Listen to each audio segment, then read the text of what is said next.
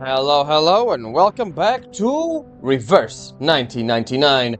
So, last time, we had a bit of a thing with poor Charon and Meril there. She got fell into a river, and yeah, there she is in the river.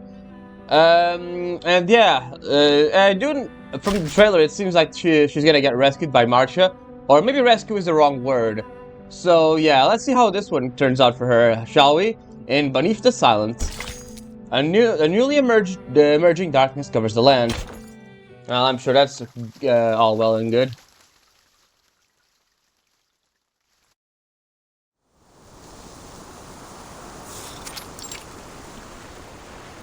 Hey! I got something! Sasha, come give me a hand! Oh, she's okay. Okay, Sergei's the one who rescued her. Not far from the camp, Sergei has been watering the horses while he fishes, undeterred by the danger brewing across the steppe. The fishnet he failed to steal last year ended up in his pack before he left home, Also, Somo put it there himself. Oh, okay. Got it! Oh, I mean, this is heavy. Must be a big one. Come on, Sasha, put your back into it. Oh yeah, it's a big one, alright.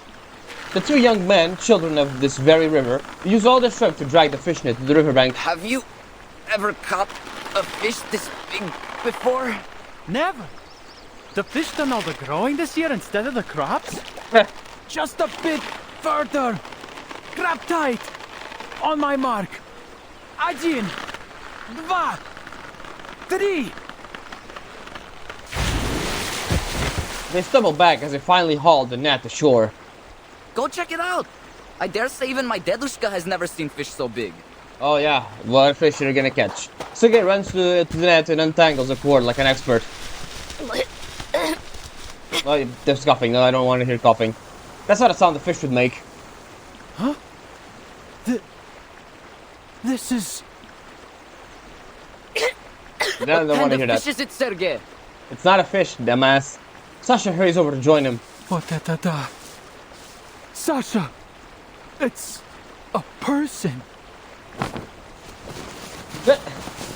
A person? Have you lost your mind?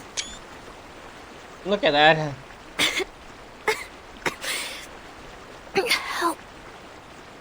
Help me.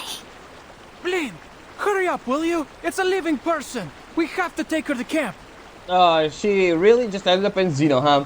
No matter how much you run away, you're always gonna end up back, huh?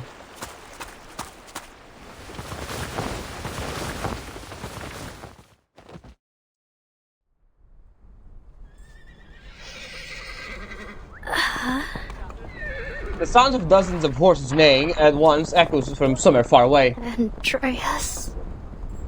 Charon. Where... Where am I? You're at Xeno. Warm, dry air sweeps across her cheeks. She hears the crackle of a burning willow sticks. You're awake? Try getting to your feet. My head's spinning. I can hardly... Whoa, easy now. Just try and take a few steps. It'll help, trust me.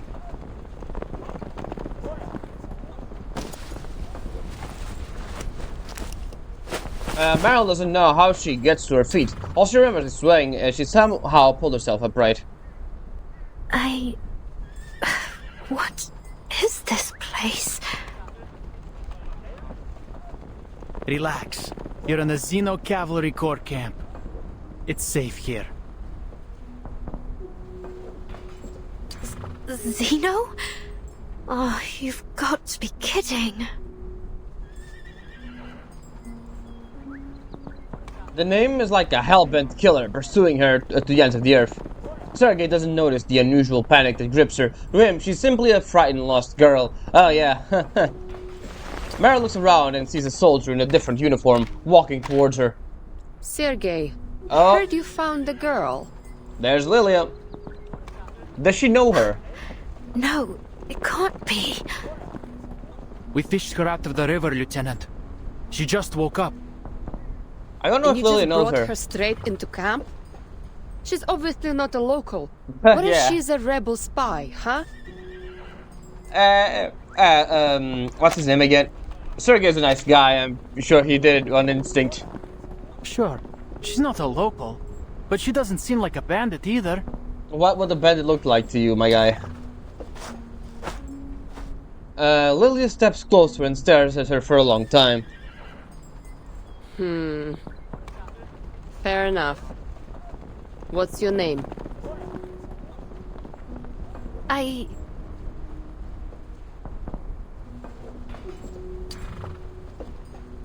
She falters before she can say a false name she created. Under Lieutenant Lilia's piercing gaze, the girl loses the courage to lie. Meril. Meril? Not from around here, then. How'd you end up in the water? I came seeking refuge near the river, and then I was chased by some people. Bandits or something.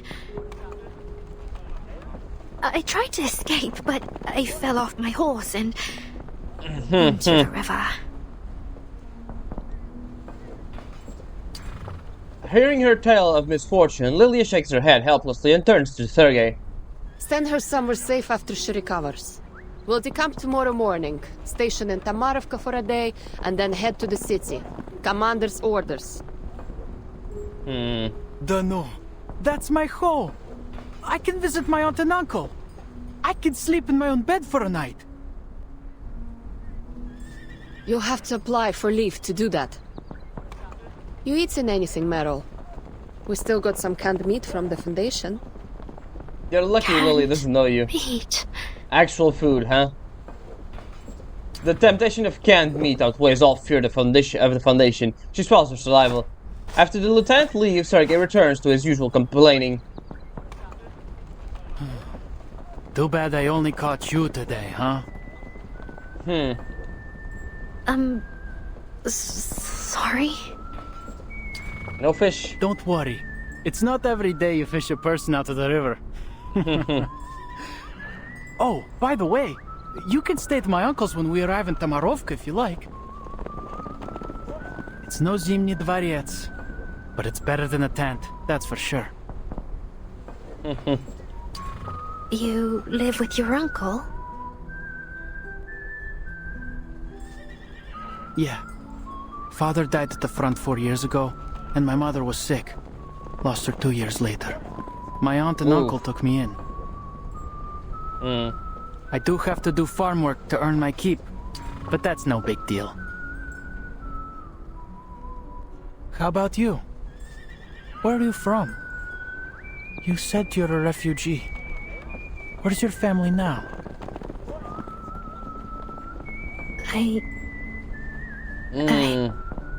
Your family is lost in the storm, isn't it? Aren't they? Most likely. The girl stares at the empty ground before her. I don't have a family. Yeah, even if you had, they're gone in the storm now. Even the ever-slippery Sergei loses his smile. He can't help but put that winter when his mother lay dying. An orphanage took me in. Technically, yeah. I grew up there. I guess we could call the SPDM an orphanage. Are there many locals in the cavalry? Like you? Yeah, most of us actually. Back when Zeno first got here, there were only 1,000 people. The cavalry corps didn't even exist. Yeah, I'm guessing they recruited most of the people from here, so they can bolster their numbers. When the famine struck the steppe, and even potatoes wouldn't grow, the cavalry gave us food and shelter. So I thought, maybe it wouldn't be too bad to join them. At least then I could save some food for my family. But you've enlisted in an army. Yeah. You'll have to fight. Yeah. But I haven't had to yet. And I mean, everyone's technically alive did. and fitter than ever. Isn't that enough? Sergei, you went into one fight and got shot in the leg. That's not exactly a good track record. Friends already, huh? She precisely tosses a can of meat into Meril's arms. Nothing for me, Lieutenant? Too slow. Got to get it yourself now.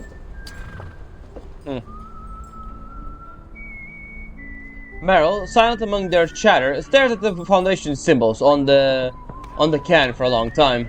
Finally, she slips her index finger under the ring and pulls the can open. She lowers her head and slips an oily gravy. I wonder where Charon is now. Yeah. I'm guessing this is where Charon There is. was a time I thought you would lead us to the Eternal. I thought you were like me. A man with ambition. A leader worth following. Ah, no, Charon is not that. But look what you've become. A coward. Are you? Is he talking about You Charon? buckled while I stood tall. I don't I think. have far excelled you, Igor. Okay, and the that makes sense. world will worship me for it. That makes more sense. Grips a pistol, aims at the tall figure blocking his way, and pulls the trigger, only to hear the faint click of the firing pin. No mortal can transcend eternity, Krutov. Okay, what is going on with you, my guy? His opponent calmly draws his shashka? I guess this it's a knife or a sword. Your arrogance has gone Yeah, it's a beyond your knife means, he has. turning you cruel and foolish. How disappointing. You can't kill me, Igor. You... I'm guessing this is the guy who was after Charon. Probably. Shouts, gunfire, curses and men shove past another, and hoofs kick up an almost scalding dust. Bring everyone here! Separate the Arcanists from the humans. Xeno's captives in their own line. Move it, yeah. slackers! That's... He wakes from his restless dreams, and scent still lingers in the air around him, the hateful scent of henbane clinging to his nostrils. Krutov. Useless. I knew that witless ritualist was not to be trusted. No, we're in the cavalry camp still. Okay, so this guy is from our team, I suppose? General Krutov. Oh, hello. Oh, that's a cool design. Are we gonna see a full portrait or what? If having foreseen that the man at the tent would awake, the oddly dressed ritualist steps inside. You Oh, have there it is. awoken, yet the incense has yet to fade. Oh, I you are suggest just... you return to your dreams until you're capable of overcoming your nightmare. Look at that, she screams menace. Blue, gold, and black, corrupted hands. Oh yeah, she is menace through and through. Enough of your riddles and trickery. Why are you here? Captives. The first batch has arrived. Then where is this? Is it in Belgrade or Belgrave or whatever the hell it is this city is? Then you do as we agreed. Take the Arcanists and leave the rest to me. What part of that do you not understand? She's gonna kill the humans, isn't she? There is a peculiar individual among the captives. Ah, Charon. Unawakened. We didn't discuss how to deal with them. Yeah, they're kind of in the middle, right? They're not human, and they're not. They're kind of an Arcanist, but not really, since they're not. They're Awakens can be basically anything, really. Unawakened? Those can be particularly useful. What do you know of it? Thanks to the knowledge bestowed by her, I was able to glean some insight. Though I'm surprised to have encountered it here. It seems the human fools named it after a mythological deity, as if by doing so, it would somehow render it capable of resting their sinful souls in peace. Interesting. Take me to it.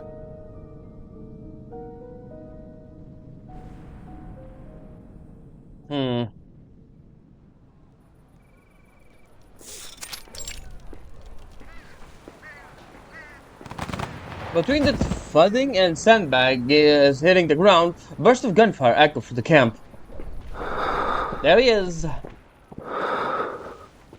Having already given his life to the tragedy of this age, Kevin has already sensed what is happening around him. Oh yeah, they're killing the humans. Also, yeah, you can see the camp is different. It says the madness ritual stuff around. He wants to leave, but cannot move. Not long ago, the ritual scratched a series of symbols beneath his feet, biting him on the spot. Yeah, we saw that in the trailer too. Charon, is it? It is indeed. He senses the approaching footsteps. Only when they are already close, then turns towards the voice. Why did you kill those who surrendered?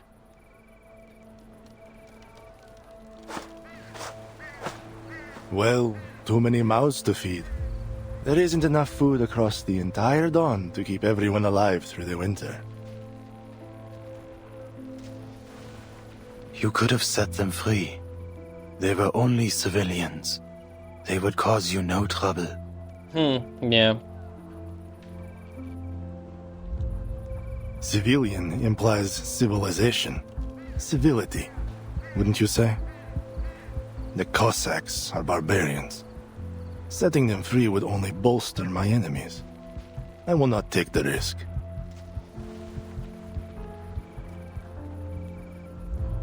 Charon lowers his head in silence. It seems there are no words left in him. Intriguing. Just as the ritualist said. Tell me, are you able to foresee a man's death? I don't think he is. I don't really know how his powers work. The shadow of death lingers over these grasslands. Countless will die in a killing driven by starvation and hatred. I guess you That can is see. what brought me here. I guess you can see more of around death. I don't know if that makes sense. Krutov looks off to the edge of the camp, where the yellow pastures of grass bows gently in the small rises. Yep, gunfire crackles again, along with the sounds of something crashing on the ground. A shadow, you say? I see a man walking the grasslands, the dead nourishing the soil. He stands amid a bountiful harvest. I am that man. Okay, buddy, you're not that guy. I think you're gonna be dead by the end of the chapter. Your shadow of death means nothing. What I need is a precise prophecy, one for a single man. For me. I cannot do such a thing, nor is there any desire to. I am offering you a chance, Awakened. Serve me and my army, and I will spare you the Ritualist's hand. Ritualist? The woman that grounded you, basically. Kurukov gestures towards the binding ritual beneath Charon with his chin. This is her work. She tells me you dispelled another incantation cast by her kind. On a human soldier. Uh-huh. She's desperate to tear you apart and see how you did it. Some special arcane skill, she claims. Oh my god, poor Charon is gonna be even more miserable than he already is. The man suffered enough, my guy. You don't need to do all of this. Trust me. What she will do to you is one thing you do not want to foresee. Man. Manus Vindicte. Yeah, pretty much. Ah, so you can see some specifics. Well, what is your decision? No. Neither your enemy nor your ally. There is nothing I can do for you but bury the dead. Yeah, he's pretty neutral. He's on the side of the dead, essentially. Doesn't matter which side. Krukov fixes a sharp gaze on Charon, as if he could tear through the cloth covering his face with this eye alone. Yeah, look under his cloth. See what happens, my guy. Difference of opinion. Uh-huh. Why am I surprised? You're just like the rest of them. One bad decision after another. His cursing seemed to be directed at some invisible onlooker than at Charon. Yeah, it's Igor. And I am left to right their wrongs. It seems only I can. So, from what I'm piecing together, I think it's pretty obvious that Igor betrayed the Foundation because he wanted to save his soldiers. Which basically, his soldiers are basically his kids, is what he thinks of them, right? And from what I'm getting, there are basically two factions inside of Igor's defectors. Igor's children, the ones he truly trusted, and the guys who actually wanted to defect the Manus, or something like that. I don't think 100% of the Xeno guys in Brazil, in São Paulo, were from Igor's unit, I guess you could say. So yeah, then they separated. Now Igor is alone, essentially, against two forces, the Manus and the Foundation Xeno. So yeah, I think that's pretty much my theory going on. I gave you your chance, freak. Uh-huh. Fucking hell, poor Charon, my guy.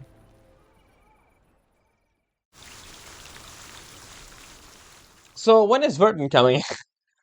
That is a question too. Alright, who? The Manus guys. Yeah, same thing. Meril. Iceland falls into the river. Yeah, Sergei fishes her out. Separated from Meril, Mr. Charon is captured by his army. And yeah, we have these ones. I do like the honestly, Manus has such good outfits. I will say, it's kind of it's really I really wish they make more Manus skins. The Calabauna and what's his name? The mannequin. I forget his name. Skins are so good. He's old too, but yeah, I do like Calabauna's Manus skin the most. A ritualist of Manus Vindictae. Her true name is genuine purpose are unknown. Oh, this is just that. Okay, there's not even to be continued. That's all we gotta know from her. Okay. Uh-huh. Okay. So the colors are not... These colors are not this thing. These arrows here are the thing. Okay, so... these are all friendly to each other. Charon is friendly to Meril, and Meril is friendly to Sergei. These guys are all allies, obviously. These are allies. These are enemies. It should have been a big giant red arrow pointing at enemies for the Manus, but alright, let's see how that one works out. Let's go to the sandbox. We got this here. Recently, I led the field medical unit to the eastern front. The plains are barren, yet the weather remains warm. Far too warm for November during the dawn.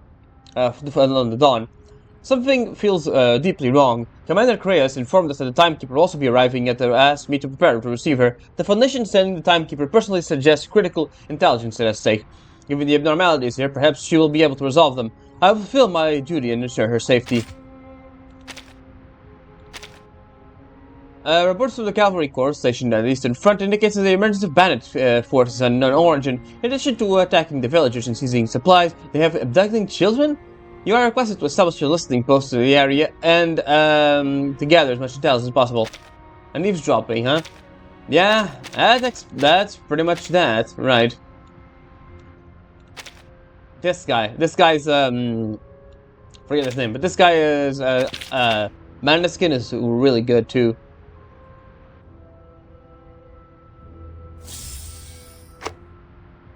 I've set up a listening post in the mountains. I area downstream, far from any settlements. Even in such a remote area, enemy patrols are still visible. They wear black uniforms and operate in small squads along the lower river. Behind them I hear some complex signals. Their skill may already be beyond estimation. Sorry, I had a cough. Given their size and range of movement, the Cavalry Corps should devise a thorough plan before taking action. This is basically what happened.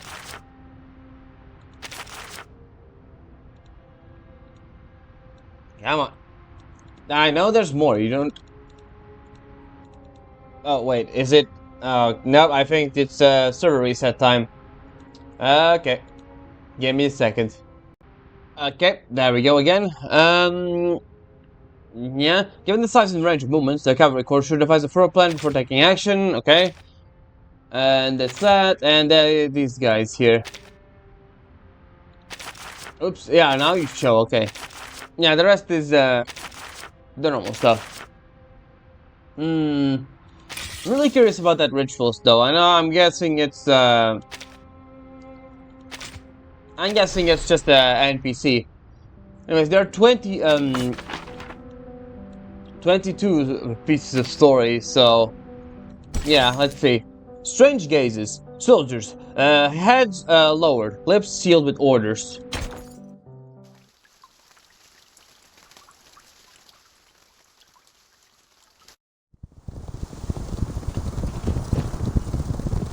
Thousands of war horses carrying fully armed cavalrymen travel to the Tamarovka. With their heavy hooves pounding the dirt road up, the cavalry corps or reconnaissance team directs the village first. The villagers are on alert, eyeing the soldiers from their doorways. Let me see. Pounding the hard-packed earth. Okay. You heard, Meril? A Foundation big shot's coming to the village. That's a first. Oh yeah, I guess Verton would be considered a big shot by outsiders. Okay, so we're in the village here, across from the river. Okay, so I'm getting a feel for the thing. This is the river. It doesn't have any water here because it's a diorama, right? The village, there's a bridge that crosses to the thing, and this is the cavalry area. Okay. Big shot? Who? Don't worry, you don't have to worry about getting caught. Meril unconsciously reaches for her mask, suddenly realizing that she lost it during her escape. Not sure. But the commander needs to welcome them personally. Natash! Huh? As they pass a nearby house, Sergei seems to spot an old acquaintance in the doorway. He leans forward to greet her, but she shuts the door in his face. Oh yeah. The hostility radiating from the onlookers, and even direction makes Meril want to curl into a ball. Sergei, isn't this your hometown? Why are they staring at you like that? Oh, they don't like soldiers at all. I don't know. It's not like I've made that many enemies. Just one or two at most. Anyway, let's go meet my uncle. See that house with the iron sheeting? That's our home.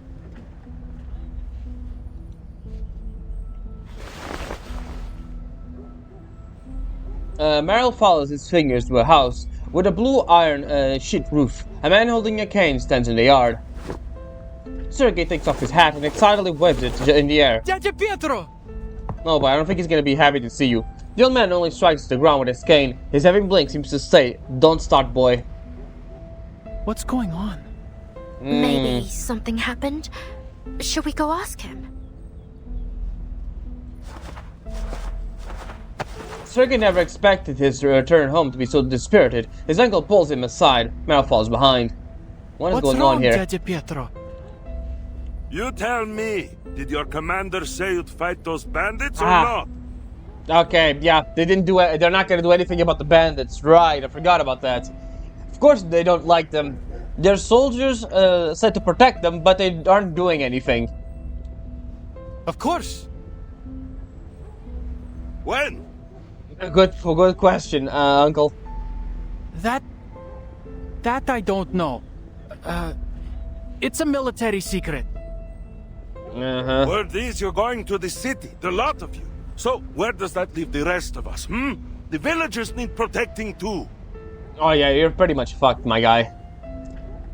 The young man can't think of an answer. He can only stand in awkward silence. The uncle sighs and grips his nephew's shoulders hard with a slim yet powerful hand. Yeah, in their view, Sergei basically joined the army and doesn't have to deal with all the bandits, so he basically left them.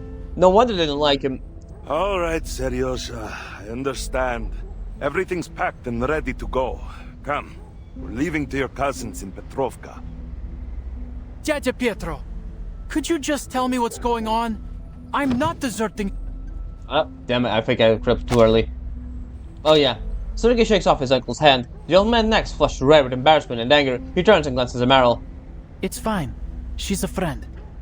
I guess. The cavalry is leaving us here to die, and the refugees from upstream. They said there are tens of thousands of bandits up there. That's a lot. I don't know where they all came from, but your cavalry's nothing compared to that, right? You'll never fight them all off. And keep this quiet, but the Kolduni left and joined the bandits. Ah. Что? I have no idea who they are, but... They said they'd punish anyone who stands with the cavalry when they return. He watches the cavalry corps soldiers passing by the village entrance. If you can't fight them off, they'll burn the village to ashes. So, are you coming with us? Yes or no?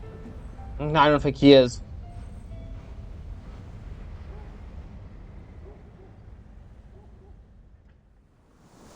Alright, tactical map again. Is it Vertin time? I see Lilia. Yay, it's Vertin. Alright, they're at the same place again. A small group of reinforcements makes its slow advance across the grassland. A transport team carrying guns and artillery rumbles close behind. And Sonetto too. Must be the commander of the Xeno cavalry beside her. The cavalry corps officer waiting them rides out to the head of the team to guide them to their destination. Before the commander can reach them, an old friend steps forward to greet the timekeeper. Capitan, why did the Foundation send you here? Isn't exactly the safest place in the world right now. I applied for it. There's something I need to find in Beregrad.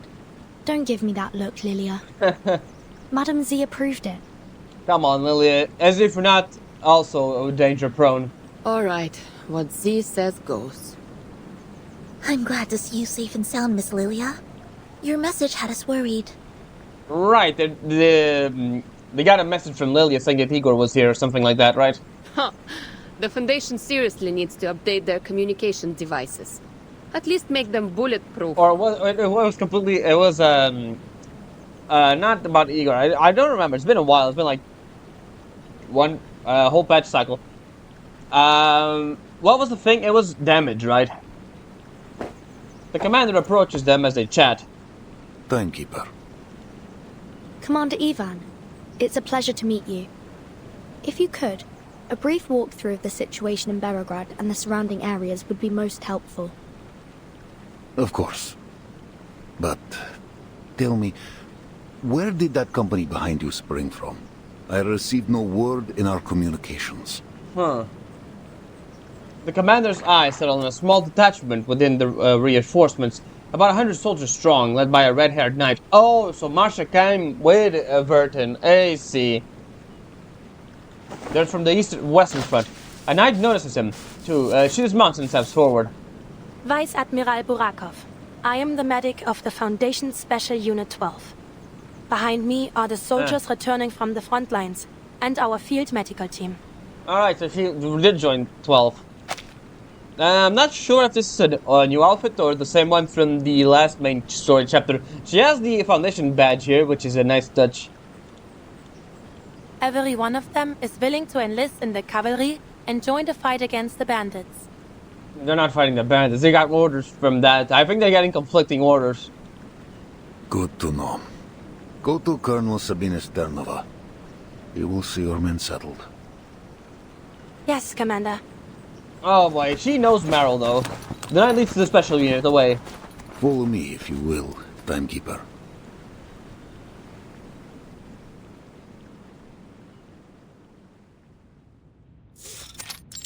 Indoors.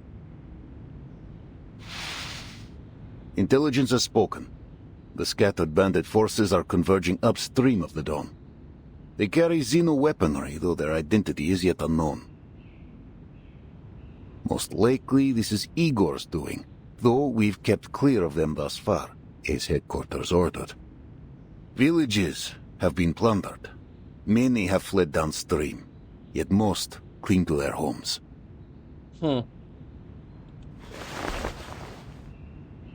The commander lifts his eyes up from the map, still deep in thought.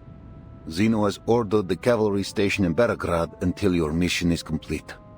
We ride at dawn. Many of your cavalrymen are locals from the era. What do they think of Igor? What happened in Sao Paulo is classified. To them, he's a warlord like any other. We do have a controlled route to the city, but, Timekeeper, are you certain you wish to enter? The rebels could strike at any moment. Yes. I'll complete my mission quickly. hopefully before any conflict arises. I see. Then tell me the details of your mission so that I may lend my hand. There's a place in the city called the Amber Room. It's said to hold an important clue about the storm. Does it sound familiar at all, Commander? Not the Antarne Komnata in St. Petersburg, I presume. We're a long way off from there. Then no, can't say it does. It seems I cannot aid you much in this. The commander pauses and asks the question. Has been gnawing him ever since the Timekeeper's arrival. Timekeeper, may I ask, besides your storm investigation, are you also here to deal with the Golden Famine? We tried ourselves, but Xeno soldiers have little experience in arcane matters.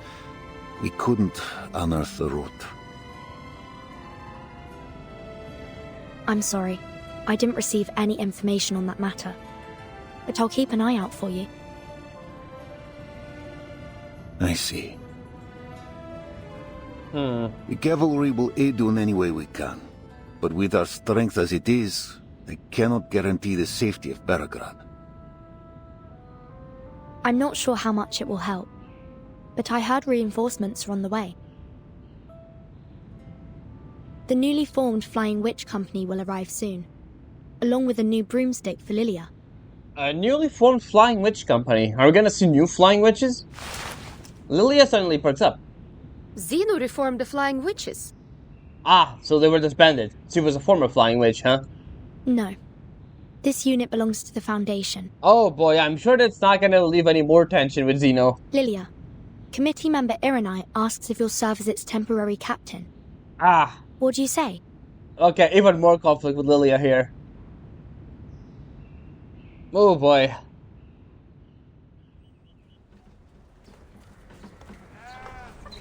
Sternova gestures to a lonely, empty house. We haven't seen the owner of this place for 2 years. The elder said you can stay here for a few days. This is spacious. Are you being sarcastic? If you ignore the decrepit state, it's a fairly decent place for a short stay. Yeah. The stable in the yard still needs some fixing up, so the cavalry will have to take care of your horse, if you don't mind. That would be kind of you. Thank you very much. It's no big deal. What's one more horse to feed? Sternova hands the key to Masha and leads her horse away. Just as Masha is about to slip the key inside the lock, a rustling sound catches her attention. Is that a rat? Not the sound a rat would make. A small black shadow vanishes behind the once leafy elm at the corner of the yard. It's a cat? Or a child from the village? I'm gonna guess it's a cat. Never mind.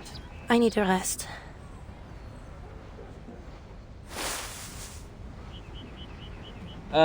She heard it again. She looks at the same spot. Who's there? From behind the elm, a head peeks out, briefly meeting her eyes. It is Meril. This time, the shadow doesn't hide itself behind the tree, but disappears in the glow of an arcane skill. Vanished? Just like that? This could be a threat. Marsh draws his weapon and moves towards the fading arcane light. Oh boy, a shadow flashes past once more. What? That was definitely a person. A person sneaking in the shadows around the cavalry station. Suspicious, to be sure. A spy, perhaps? No, she's just dumb.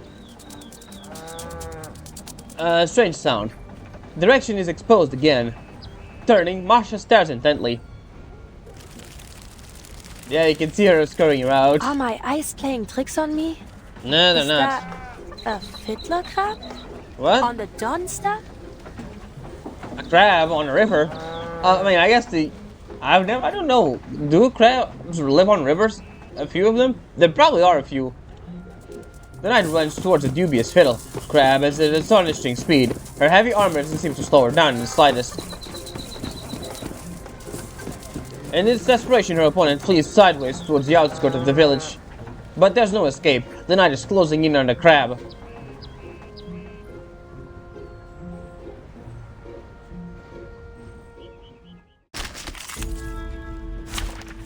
Okay. Stay behind me. I'll keep us safe. It is just a giant crab. It seems. Alright. Nope, not that one. That one. I've never been. Périr dans le flot, comme la soleil périr dans le flot des séphirotes. Actually kill it. Begins. The tremors of fate. I shall savor this. A secret revealed. Stay back, I say. Fate has revealed itself to you. I shall savor this.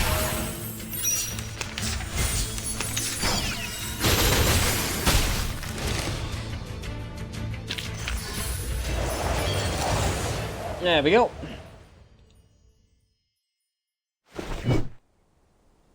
Gotcha. Oh, look at that fucking whimsy soundtrack. Forcing the corner, the fiddle crab snaps its oversized claws in the air. Is she? Enough, shapeshifter. This is absurd. How would a fiddler crab make it out here to the plane? Yeah, she shapeshifts. That's not Marsha. Meril's arcane skill. And might I remind you that you're too big to be a crab. The same glow returns, the light surrounding the fiddle crab bending and distorting, revealing the figure of a girl.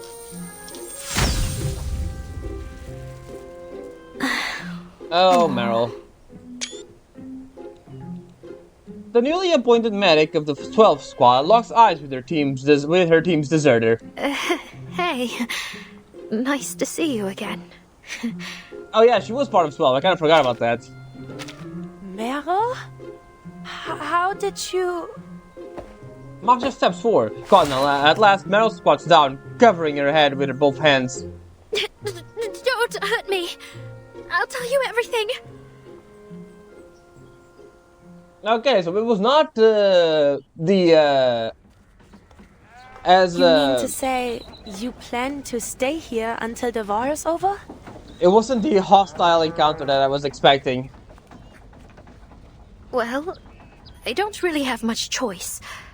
At least with the cavalry, I won't starve. And if the storm comes, what then? Yeah, you're pretty screwed if that happens. I'll be fine. I took an equilibrium umbrella with me. And maybe in the next era, I'll find a safer place to stay. You know, that's not exactly a safe air, how do I say it? A guarantee of safety. The equilibrium umbrella is only a temporary shelter. With side effects. Her face sinks. Oh no! I lost it when the bandits chased me. Oh, that sucks. Now look at her face. Oh, what is that? The knife grabs her face with both hands, pressing her cheeks tight together. Oh, she's squishing her. This is serious, Meril. Do you have any idea what they do to deserters? Do you think hiding with Zeno will prevent the Foundation from finding you? I don't know. You may survive one storm, but what about the next? And the others after that? Please, Masha. How will you know which era the storm will take us to next? Masha, come on, please. Let's go. Honestly, what am I to do with you?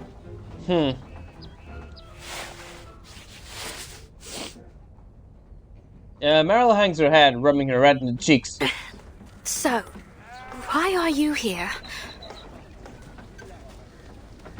I was taking a group of Don Cossacks home, and heard the timekeeper was going the same direction, so we met on the road and traveled the rest of the way together. Now that I have arrived, Kreas has requested I stay by the timekeeper's side until she completes her mission. Then I'll return with her. You're not going to bring me back to Creus, are you? Marsha leans against the worn pillar, looking at deeply downcast. If only I could. But with Creus comes the Foundation. Either way, I'll be sure to bring you back. Running around alone out here is far more dangerous than anything the Foundation could do. Meril knows there's nothing left she can do. Does anybody else here know you, aside from me? Don't know. I don't think. The image of a young Foundation big shot appears in Meril's mind. She shakes her head, trying to erase those grey eyes from her memory. I know the Timekeeper Oh, and yeah. Lieutenant Lilia, but I don't think they know me. But Sonetto, Verton's assistant, I'm not so sure. Oh. We were classmates for a few years, but we didn't talk much. Oh, really? Huh, I guess she's the same age as Sonetto and Verton then. I see. Stay close with me then. And don't let Sonetto see you. It would be best if we solve this without any interference from a third party. Paravian and I may be able to plead your case. But if we're to have any chance of being successful, you can't run away. Not again.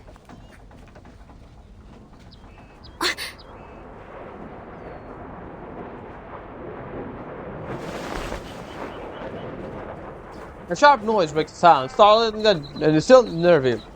Meril. She jerks her head, only to see a few striking trails of condensation lingering in the sky. What is that? It's the witches. Masha looks up too, but she shows no sign of alarm. It's the Foundation's flight unit. They're here.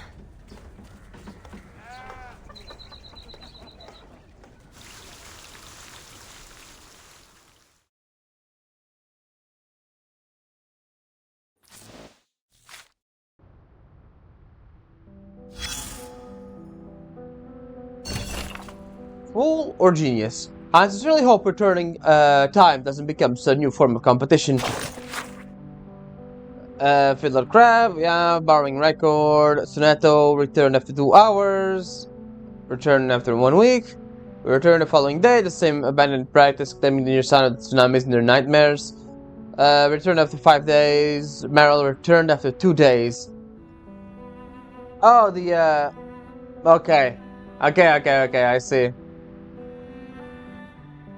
Aside from Sonetto and Meril, all returns show claw marks along the spine and traces of salt residue. Going forward, this book may only be borrowed under teacher's supervision. Haha. Okay, that makes sense.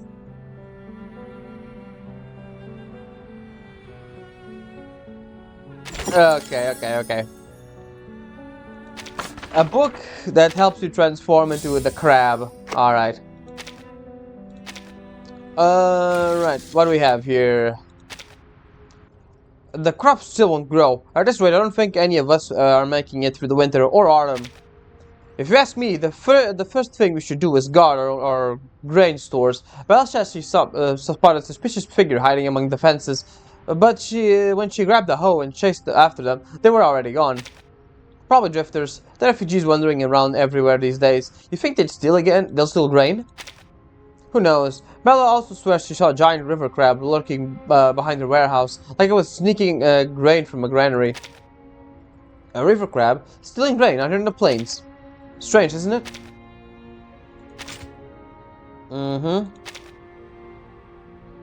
It's just the same thing. And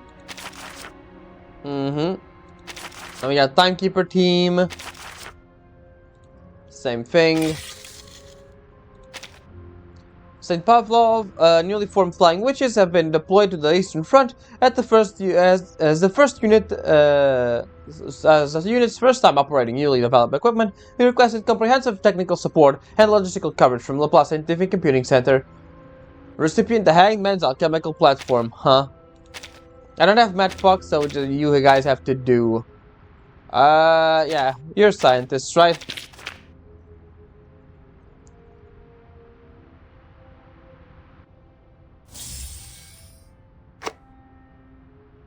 A bunch of broom riders just got new toys, but they still haven't paid the remaining upgrades and maintenance fees. What? The Foundation's putting the bill? That's wonderful. I heard Lilia's leading them. She once smashed Magnus Jr.'s window, you know. Honestly, if they fly their brooms straight through Laplace's window, that would be hilarious. Hide off them, free maintenance. Very funny, Madbug.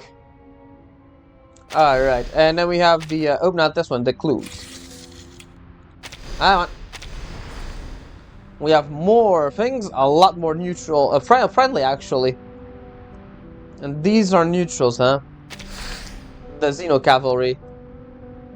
Surprise, the Timekeeper brings, but it seems disappointed to learn she's not here to investigate the Golden Famine. Alright. Lilia safe. Marcia. What's new for Kraus? Yeah, Blackboard Meril deserted and now returned to Foundation. No, she fears him and is avoiding.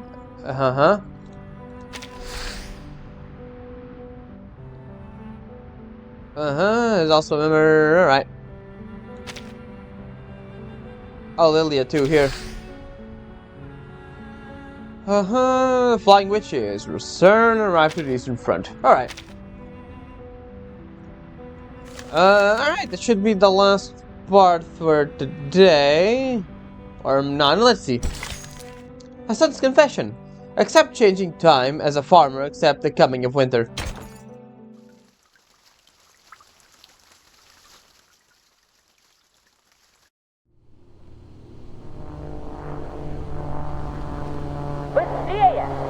Oh, that's a new outfit. That's definitely a different portrait. Lilia speeds low across the plains. The new flying broomstick model cutting an arrow V in shape of something. Lieutenant, we're losing sight of you. Then you better learn how to get your speed up to 240 in 5 seconds. A series of vague replies come through the command communicator. Their voices strained as they struggle to catch up to their captain. But at this height, according to the manual. The manual? Yeah. Nerd. Are you nerd? Lilia, come on. Information and prepare to climb. Rooms up. Copy that.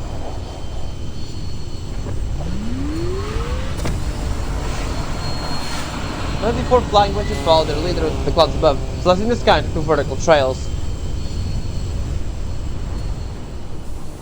Hold altitude. See the targets by the river. Yes, Lieutenant.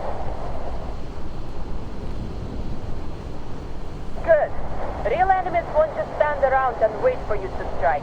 But training like this can sharpen your eye. Flank the target from both sides, avoid friendly fire, and die!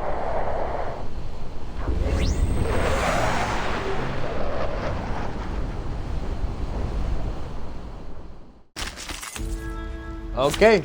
What are we fighting actually? Signs? Okay. In that case, I better switch up my team. There are many routes to travel, but only one destination. What are we doing? Going up, I guess? Agreed. Leave it to me. Sensing their thoughts. Now is the time for repentance. Have I startled you? Please cease resistance. Though it may come with pain. Doesn't look like it. Right. That was certainly a choice. Taking a peek and sensing their thoughts. My sanction and build the hidden. Listen, keep your eyes on the target and fire as soon as you hear the command. Wait, it's the Foundation's comms we're talking about. Scratch that. We'll use a flare instead. Okay. Open fire the next round after the flare goes up. Clear? Okay, so the flare is gonna go into one of these things. Okay. If I've heard, face the truth. Okay, we got the thing. It may come with pain. This is now. Now watch closely. Rain the fire dragon down on the enemy like this and give them a nasty burn. Do you mean the Raven 3 Pyro Drake Phlogiston Incendiary? The big guns, I say. Tomato. It's a fire dragon from now on. Use it to interrupt the target's channeling status You got that?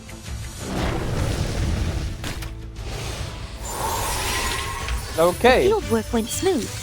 I look forward to our next cooperation. I'm guessing that's gonna be the gimmick from now on, huh? For this chapter.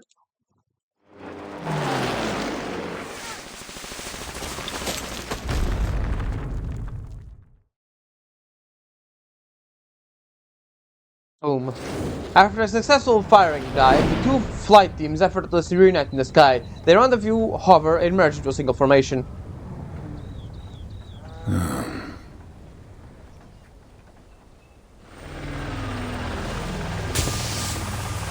The howl of engines quickly drowned the commander's conversation as the flight unit descends to the open ground outside Tamarovka. With their feet firm on the ground, Lilia passes her broom onto a second in command. Capitan! Oh, Commander! The swirling air around her sends Lilia's pristine uniform fluttering like a flag in the wind. She walks straight towards the cavalry and Foundation leaders who stand in the entrance of the village, observing the training. New broom's nice. Rookies aren't too bad either. Oh, Only that is a problem new outfit. They rely on the tech too much. Should spend a little more time on their arcane skills. Uh-huh, it is a new outfit, huh? That's pretty cool. This reminds me of the Flying Witch's uniform from World War II, which makes sense. That's what she's directly inspired by. Have to say, I never thought I'd wear a Foundation uniform. Wait. Don't tell me I have to follow the committee's orders from now on. Don't worry. You're still on Team Timekeeper. Your new uniform's just for easy identification while you're acting as flight captain. All right. I do wonder when she's gonna get this outfit. You have some time to sharpen your little birds, but conflict rides fast. Work quick. The Foundation swore us enough fuel and ammunition for your entire unit, and more besides. You alone have access to it. No applications, no paperwork. Just go directly to the quartermaster. Nice. I'll make sure the rookies never step foot on the ground. Mr. Iranai said that this is the Esu Noi Nvoavoa Yer combat debut. He hopes to hear some feedback from you. Well, it's faster, got stronger firepower, and better maneuverability. Basically, an all-round improvement. Hold on, I want to see Burton say this again. Mr. Iranai said that this is the Esu Noi Nvoavoa Yer combat debut. He hopes to hear some feedback from you. I can't say it any better, so I'm not gonna make fun of her, but yeah. Haven't used it for long, though. Any major defects you know of? The price. 102 costs nearly triple the amount of an 01, or even more. Who's paying for repairs? Me. The Esu Noi Nvoavoa Yer assigned to you is the property of Team Timekeeper. Damn, Burton, you must be rich. Okay. I'll do my best not to break it. Very considerate, Lilia. Noon descends, the sun hangs tinged in the sky, casting an unreasonable dryness across the grassland. The aroma of simple meals drifts from the households, whether in times of famine or prosperity. The pleasant scent of wheat is equally tempting.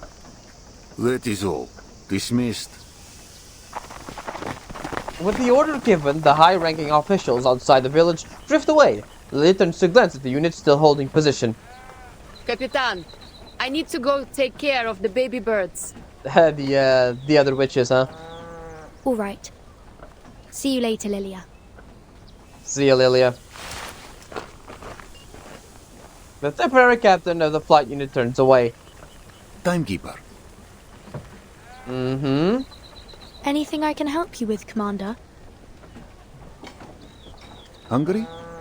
Come to my home for a meal, won't you? I'll send for your assistant too. Okay. My mother's stew could raise a fallen horse. She would love for you to try it. Is his mom here, or is he just gonna make his mom stew? Probably the second one. A simple invitation, yet in the circumstances, its recipient receives a subtle unease. Sorry, I was just thinking about something. What were you thinking about? Do you mean to say that your home is in Tamarovka? That was what I was wondering. That's right. Will you come? So he is from here, huh? That's interesting. That's Mompak's house. The commander pushes open a wooden door, followed by two special guests.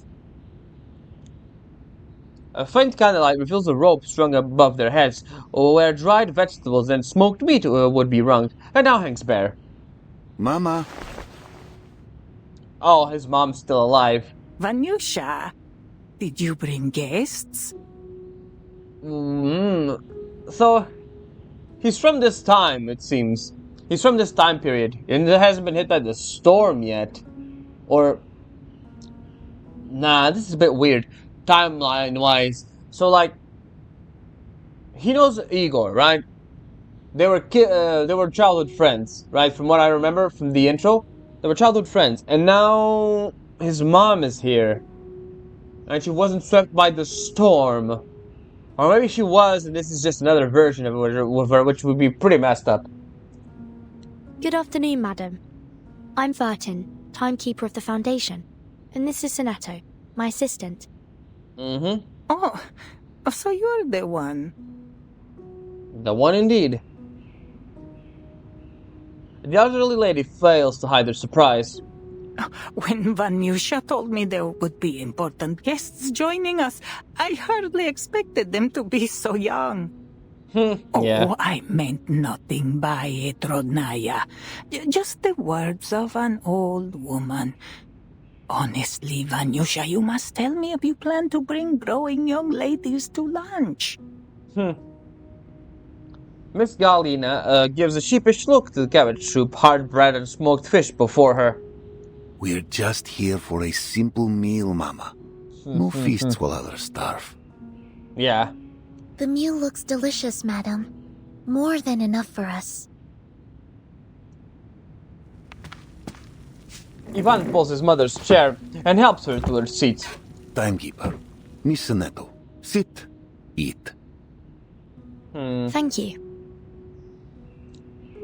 You will have to forgive me. This is all I have to offer at the moment.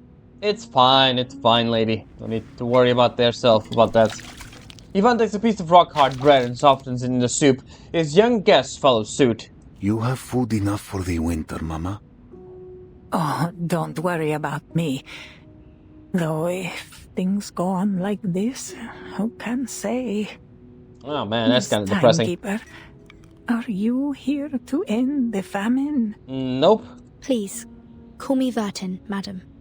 She's not here to end the famine, As though. for this golden famine, I will try my best to give it a thorough investigation.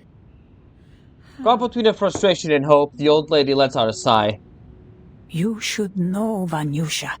Many have told me to leave with them. But I have stayed, trusting that you will find a way. Oh boy. Some of those fleeing south passed through the village. They said the attackers are different. They only take Alduni, arcanists, as captives. Arcanists? Manus. There they are again. Yes. The poor things who refused to cooperate were beaten half to death before they took them. They just killed them, right? Humans, the humans just die. She simply shakes her head. But Igor's army would have taken humans too. It's Manus, it's not Igor. Igor? Soneto, you must try this pickled watermelon. Vertin's like, come on, don't stop, Soneto, don't give away military secrets. A spoonful of sour, dark red flesh suddenly shoved into the chief assistant's mouth, stopping it from revealing any more. It really is delicious, madam. Quite different from any I've ever tasted. Might I ask how you made it? It warms an old woman's heart to hear such things. Nothing special, really. though many underestimate the importance of the barrel. Miss Galina steadily shares her years tests the method of pickling watermelon. Pickling watermelon? I've never heard of someone doing that. Huh. Watermelon just water. How the hell do you pickle a watermelon? Oh well. They leave behind talk of those troubled times. The sound of wooden spoons scraping against steel bowls mingle with chewing and swallowing.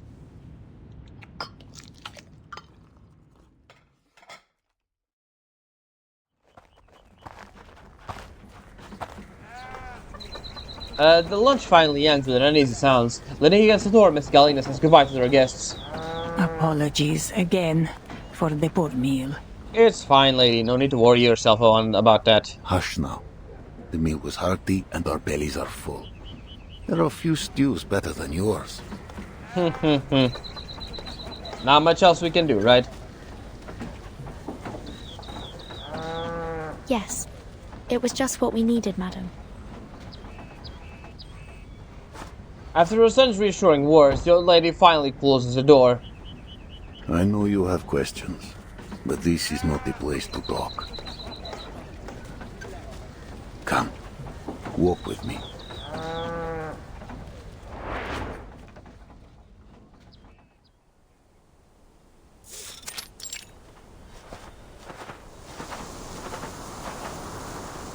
Outside, layers of golden grass sleep at the edge of the village like waves on a beach. How can Miss Galina be your mother?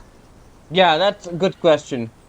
The directness of this question adds a touch of chill to the unusual warm air. The commander smooths a wrinkle in his collar. Timekeeper, you know the same pain, yes? To witness the storm take away those you love. Yeah? We all do. Mm-hmm. If that face appeared again, full of light and life before your eyes, could you steal your heart? Yeah, I knew it. It's basically what happened to Earth, right? Another version of his mom. When I saw her again, she was no longer my mother, but a teacher with no children, devoted wholly to her students.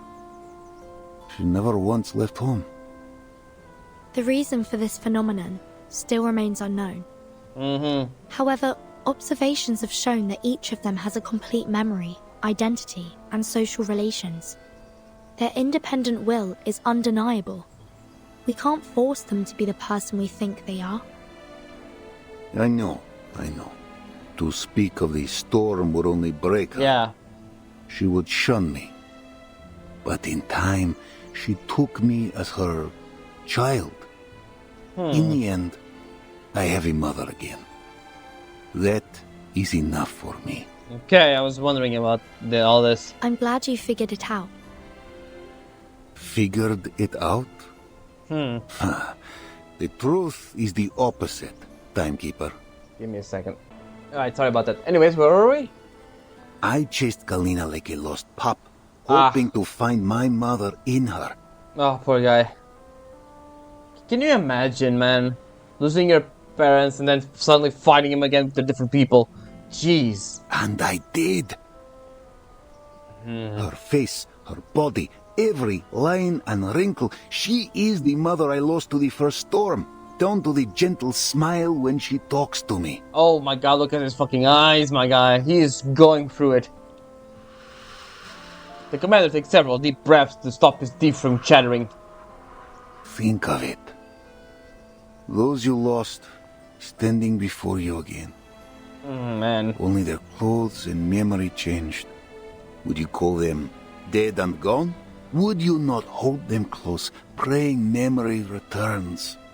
You know what? I think this is all a prelude. Eventually, we're gonna have to find Schneider as a returnee. I'm pretty sure they will just put her back in. Just drive, and honestly, yeah, I can definitely see her being in the, and imagine in like if we ever go to Italy or something like that, she's gonna show up there or something like that. It's hard to say.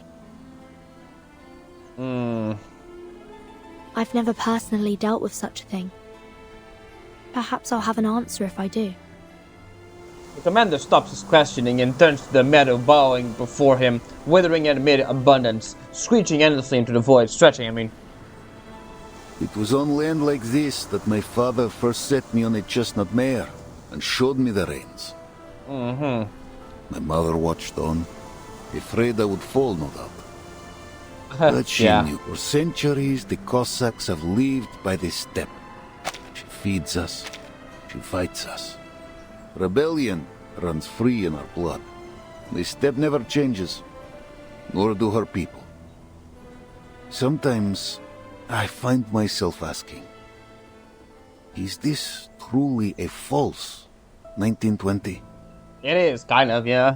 You, Timekeeper, you have lived through many eras. We will never wholly understand one another. From what I do understand, you are a survivor of the first storm. You've lived through all these eras too. Yeah. I don't see the difference. True. Yet I am marked by my hometown. My own time long before the storm ever struck. Verton doesn't have a home, a time, I guess. Her time is basically post 1999, right? From what I think she was born in 99, right? In the time of the first storm, or slightly before. So she never got to see her own time, I guess, which is the 2000s and whatnot. Which is definitely interesting, I will say. This guy, however, has a home, has a history, and everything just went to hell, huh? I was forged a Cossack, and the Cossack I remain no matter the era. Yeah, that's pretty much what I'm seeing here. And you, Timekeeper? Which era is your home? Even 1999 must feel like another world to you.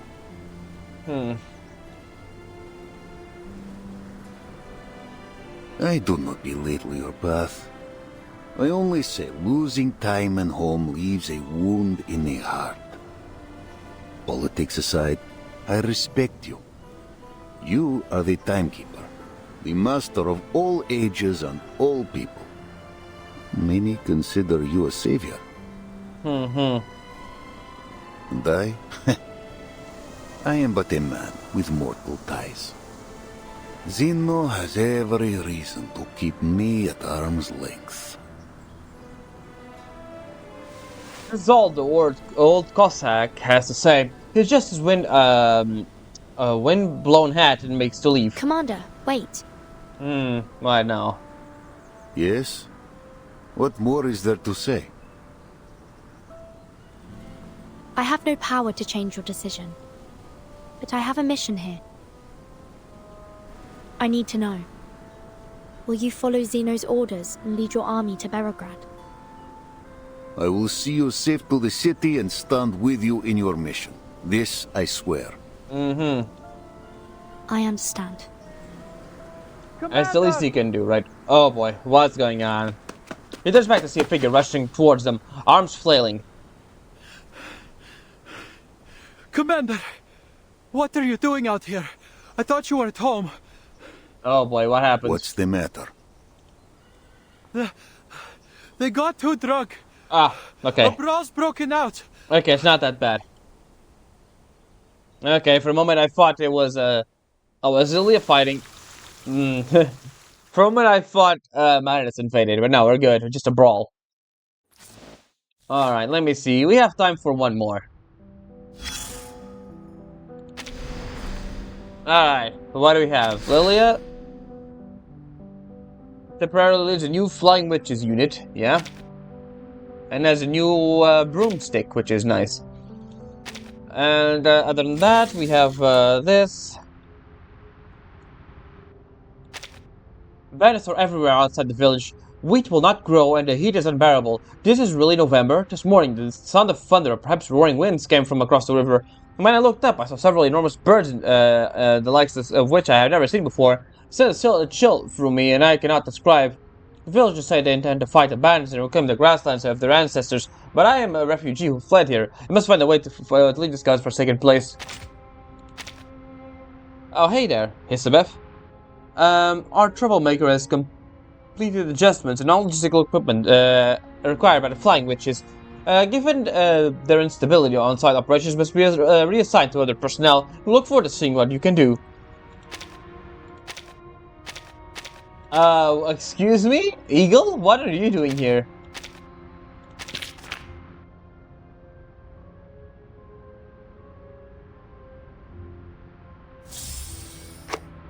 When Medicine Bucket returned to the brooms to the Flying Witches, they kept muttering things like, "Remember to come back and smash the past window." Utter nonsense. I can understand the LSCC's concerns. Who knows what might have done with those brooms? There's no helping it. This sort of thankless job falls to me. I'll treat it as a business trip. I get overtime pay when I'm back. It's not all that bad, wouldn't you agree? And the other guys... Oh, it's actually... Okay, it's actually different for once. Or maybe not. The Lilia one is different, these two are the same. And this is a recap of what's happening, essentially. Alright. Special times. Mothers have a gift of turning imagination to a little miracle of the fine meal.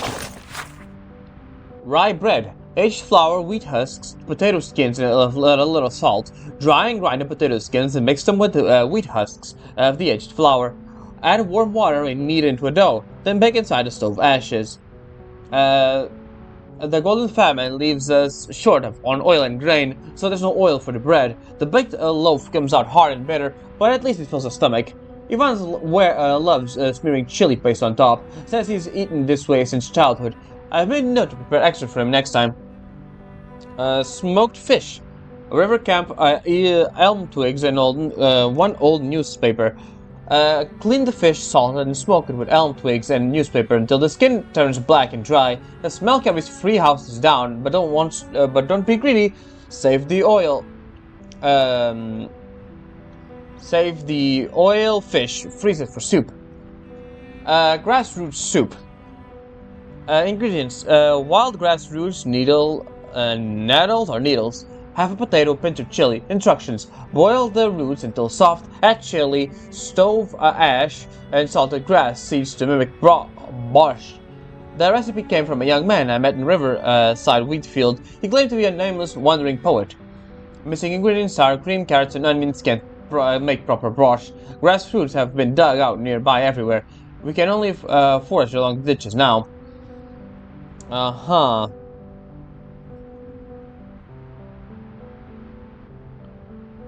Jam from a nearby Valia. No, they hid 2 jars of real apple jam before the famine hit, and gave me one.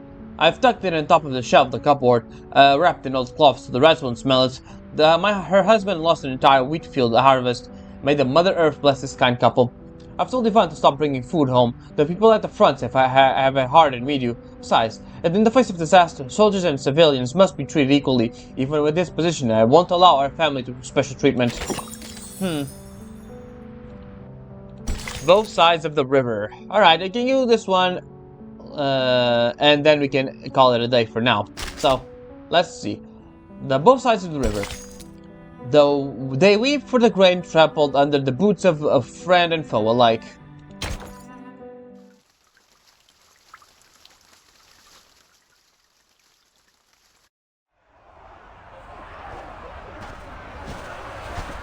Several young men of Xeno's cavalry uniforms surround the house, along with some boys not yet old enough to serve. Okay, it's different. It's Xeno and civilians brawling. A boy and girl are trapped at the doorstep, judging by the resemblance, they're siblings. The brother is covered in blood. A cavalryman poised to charge stumbles back and crashes into the line of men behind him. A knight stands at the circle and center, and the only barrier between the cavalryman and the 2 children. Yeah. Who's next?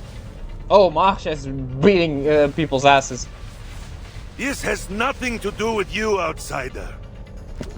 Another cavalryman steps out the crowd, ready to fight. Oh, I guess we're fighting Xeno again.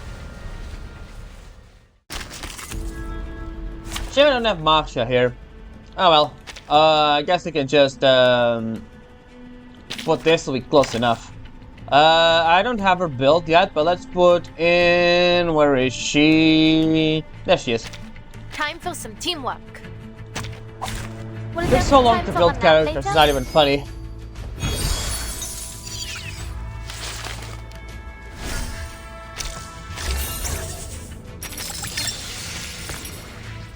I've never been good with risky resilient water. Alright, let's see how that works out. Eliminate what is false. A ripple stirred. Stay back, I say. Prey caught in the woven net. I shall save That's it. one dead.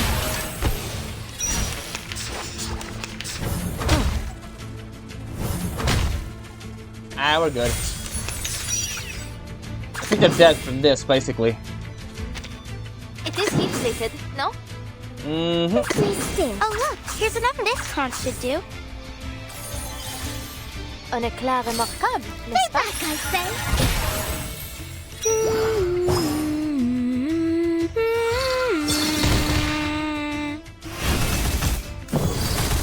Oh boy. Stay away from me. This is her not built, and I can't even imagine how she's gonna be when I fully build her. Don't stick around for a fight you're bound to lose. Scatter! Yeah, you gotta discipline your men. One word in the command from the commander and immediately silence the cavalrymen. They instinctively step aside, clearing a path to the house for him. Commander, The knight puts away her weapon. forgive me for bruising your soldiers. I don't mean to interfere with the Cavalry Corps' internal affairs, but this incident could cause serious harm to people outside the military. The commander raises her hand, prompting her to skip the formalities. What is this? Someone discovered a stash of unfamiliar weapons in these two children's house. Ah. It seems their uncle joined the bandits last night. And they're fighting the children? These children. They're from an arcanist family. Mm-hmm. Yes, some Arcanist villagers fled upstream, claiming they would join the bandits and return to rob the others. Why would you just say that? That's stupid. Some soldiers thought it prudent to do a preemptive strike. On the kids. Not on the adults that actively defected. Of course. The commander looks over his soldiers sternly. Their evasive eyes proves the knight's words. Are you hurt? No, they didn't harm me. You've stopped the worst. Thank you, Miss Marsha. Leave them to me. Oh yeah. You better discipline them. The knight has no intent to fight. She packs her equipment and takes the cleared path to leave. The commander approaches the young boy in the steps. He appears to be below enlistment age. The commander tries to say something, but only the refusal of the young boy's eyes sees only the refusal. He gives a gentle gesture for them to enter the home. He turns, still standing tall at the doorstep, and faces his men. Oh boy, what are you gonna do? There may come a day when we cross blades with our townsfolk. A day none of us prays to see. This war will scar us. It will scar our children. Our children's children. The dawn will carry our deeds for centuries. Those who take up arms with bandits are our enemies. And we will answer with bullet and blade. But their families will not suffer. Yeah, they tell are them. our people. Her people. No harm will come to them by our hand, else we become those we fight. There we go. Then what are we waiting for? Why are we stationing in the city? Orders are orders, right? We aren't city guards. We're riders. We should be out on the steppe hunting down the bandits. Not wrong, but then again, you're part of the military. Following bullshit orders is kind of your deal. Right. These are our homes they're destroying. How can we just stay in the city and watch them burn? If the cavalry won't go, then we should go ourselves. Split up by village and defend our own. That's very close to deserting. They're already keeping a close eye on Zeno for desertion, and that is pretty close to it. Then the enemy will seize the chance. And one by one, the blood of you and your families will water the dawn. We fight for the peace of the steppe. If she is to flourish as she once did, then we must stand united upon her plains. No more words on this. I forbid it. All those who brawled will be punished as necessary. Yeah, figures. Now, go to your chief and get backed. The rest period is cancelled. We ride in 1 hour. No rest for you guys. You seem rested enough to be fighting kids. An hour later, the cavalry leaves Tamarovka, where they barely paused to make their advance upstream along the river towards Belgrade. Thousands of cavalrymen make up most of the head of the marching column. Behind them follow a small number of infantry units and a supply run team. So good you joined me at the vanguard. Interesting company, the two of you. What with all your stories from the west? Pretty sure it was you who insisted on coming with us. Reminds me of my days scouting for the Order. It wasn't an easy position to be in. Sergei looks up at the sky. At this rate, it'll be dark before half the corps sees the city. Best we hop off and wait for the others to catch up. The scouting unit clears the way for the march, dismounts on a gentle slope, taking shelter in the shade of a tree. Careful, Meril. You'll break a leg if you dismount like that. Here, take... Having already dismounted, Masha walks over and helps Meril off her horse. Thank you, Masha. Finally a bit of a break. Sergei, the sun will go down before we arrive. Then we'll be transitioning to a night march. Yeah, we were supposed to put up for a night in Tamarovka and leave at dawn. What kind of army starts a march in the afternoon? The one that starts fighting with come kids. with considerable dangers, especially when we don't know the enemy's movements. What's got the commander so anxious? He's a commander. He must have his reasons. Believe me, I know what it takes to lead a troop. There's that Ariasky song again. My great-grandfather was a general, you know. Fought off Napoleon side by side with the Tsar himself. Came home with a chest of medals, too. Shame my family lost them. Great-grandfather was, well, let's see, father, grandfather, 3 generations ago. Yeah, kind of crazy that only in 3 generations we went from fighting Napoleon to World War I, huh? Without the taunt of his townfolk, there's no one to rein in Sergei's bragging. If you ask me, it's because of the timekeeper. The sooner she finishes up whatever it is she wants to do in the city, the sooner he can send her on her way. I mean, yeah, it's kind of true. Sergei voices his opinion freely, not really that the person in front of him is a member of the Foundation. Then, we won't be stuck guarding the city, and we can finally show the bandits what's what. You know how dangerous they are.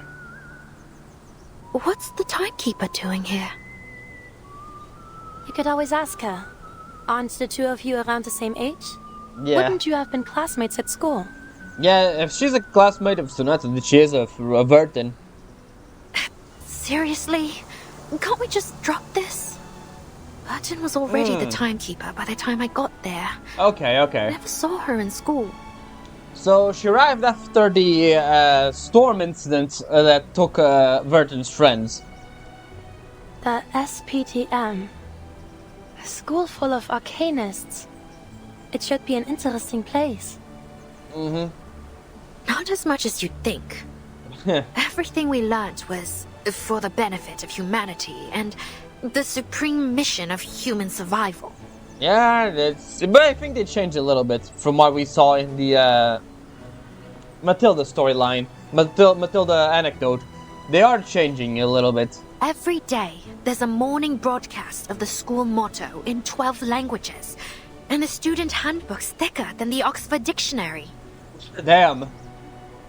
Oh, and the fence. It's electrocuted. Can you imagine? 230 volts of electricity buzzing day and night. It's more like a prison than a school.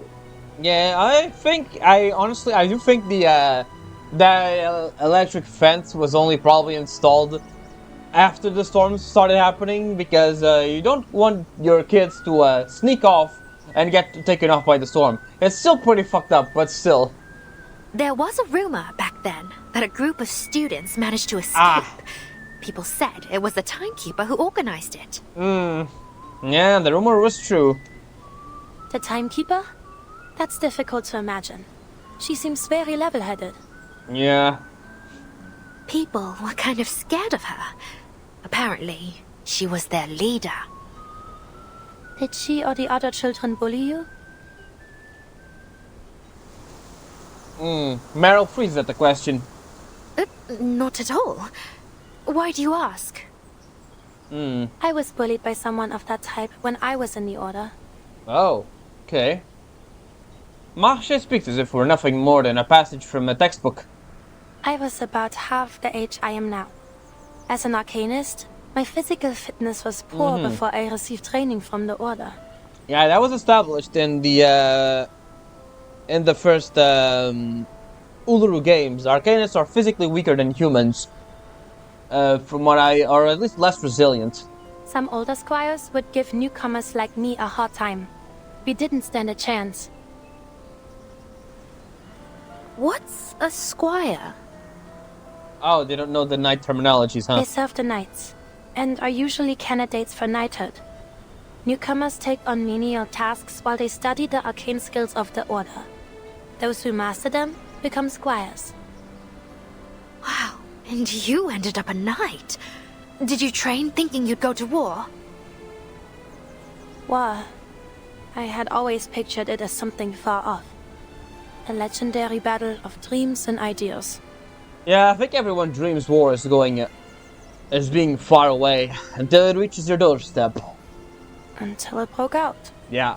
I'm no longer so naive. You must have taught those bullies of yours a lesson, right? Masha's mouth goes into a mysterious smile. Very few squires are granted knighthood. Oh, and she showed them by being a knight, and they didn't. Sergei, who has been listening along, cuts in. Alright, rest's over. Back in your saddles. Better not let the team see us lounging around. Yeah, probably a good idea. Sergei straightens up and checks the saddles are securely fastened. The others follow suit.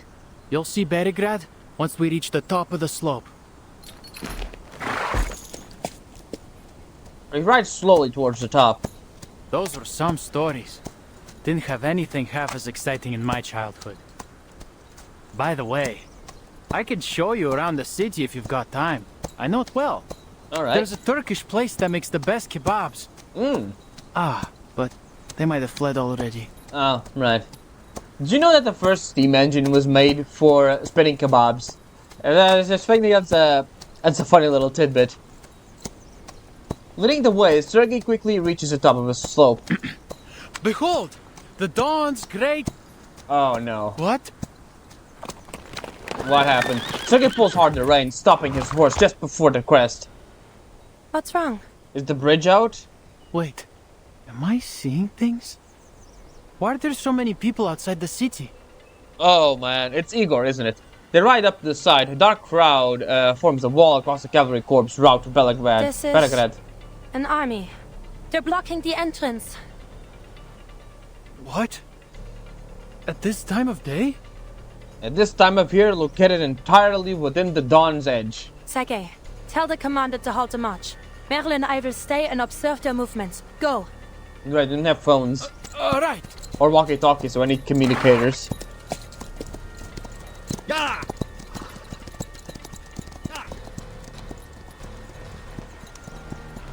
Outside Belgrade, did you get a clear look? Bandits or other forces? I'm guessing this is Igor. From what you've seen the trailer, Vertin and Igor meet. So I'm gonna guess it's Igor. I'm not sure, but they're definitely not bandits. There are too many of them, and I think I saw armored cars. Yeah, it's definitely Igor. And a banner with a griffin on it. Igor, yeah. A griffin. The commander's brow darkens. Hold all regiments. Hold the advance and take the high ground outside Belgrade.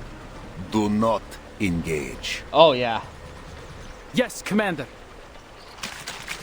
The temporary liaison rushes off. The commander turns to the solemn chief of staff and flying witch captain at his side.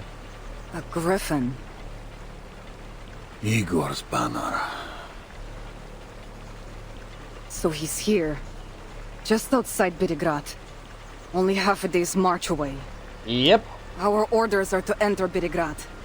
If Igor blocks our way or tries to attack, we have reason to engage. But the city and its people may already be under his thumb. True. If the upstream villages truly were pillaged by his hand, then he may threaten us with the lives of Belgrad's people. I don't know if that's much of his motto, but let's see.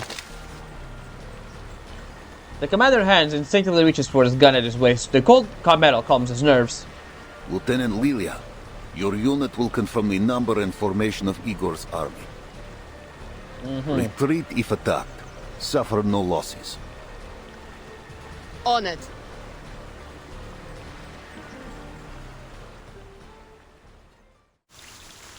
And we'll leave it at that. I think that's a nice little place to end it. So yeah, we're finally gonna meet Igor. It's been a while since we saw him, and I kind of wonder what his whole deal is. So I'm kind of curious. This is actually gonna be pretty interesting. Salute to the new son. The crumpled drafts of the bin prove how much thought she put into this. 12 Sentinel unit members. Intelligence confirmed that the former Chief of Staff Captain Krutov deserted during the return voyage from the Antarctic operation, taking critical documents and military equipment, including classified files and multiple communication devices. His whereabouts remain unknown. It's highly likely that he has defected to operate as an independent force or has entered a collaboration with Menace Vindicte. Admiral Igor has designated him a top priority threat. Any personnel who encounter Krutov during field missions or transit must report immediately. Do not pursue or take unauthorized actions. Additionally, according to the latest announcements from headquarters, Admiral Igor will personally lead elite forces to Belgrade region in the lower dawn after completion of the sanctuary infrastructure. This operation involves coordination between the front lines and intelligence departments. To prevent communication leaks, subsequent personnel assignments will be communicated under separate notice. Finally, in light of ongoing organization and reconstructive, the Sentinel unit will be renamed as the Griffin Legion. We welcome the alternative naming proposals. If you wish to submit one, please deliver your suggestion to Lieutenant Muldir within 7 days. Note, names must reflect rare military ethos. Offensive, religious, or political suggestive terms are prohibited. Yeah, makes sense. Issued by Lieutenant Muldir. Okay, so the guy deserted the deserters, which is, wow. Incredible. Okay, nothing new here. And just got the strategic sandbox here, which is just normal stuff. Xeno Cavalry, the Griffin Legion, Marsha. We've got the other main guys here. And that's all there is here. Alright, so, yeah, this thing, next time we are gonna meet Igor. Verton and Igor are gonna talk, so I'm kind of excited for that. So, yeah, that's gonna be it for now. I hope you enjoyed, and I will see you next time for more Reverse 1999. Ciao.